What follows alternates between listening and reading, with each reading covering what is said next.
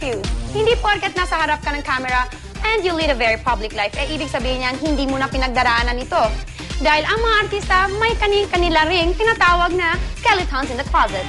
May mga artista ngayon na ipinanganak na sa isang showbiz family, kaya maliban sa matinding pressure to match their parents' success sa harap ng camera, kailangan pa rin nilang sumunod sa mga batas ng mga magulang nila. Well, meron namang mga siniswerte dahil sa sobrang suporta ng kanilang mga magulang.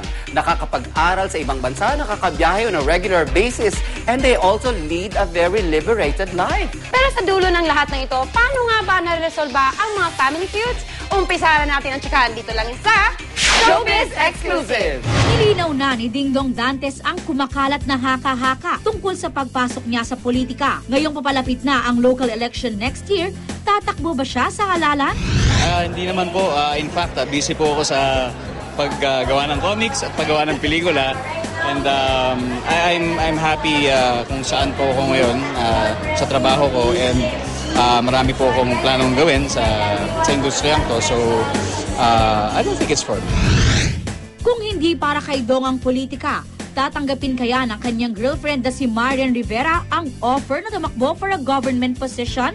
I don't think she's the type I know what she enjoys and yung mga bagay na ganyan hindi naman basta-basta nabibigay sa kahit sino because may certain level of qualification para sa lahat. And of course, if you don't meet it or if you don't supersede it, and I think you're better off in other fields.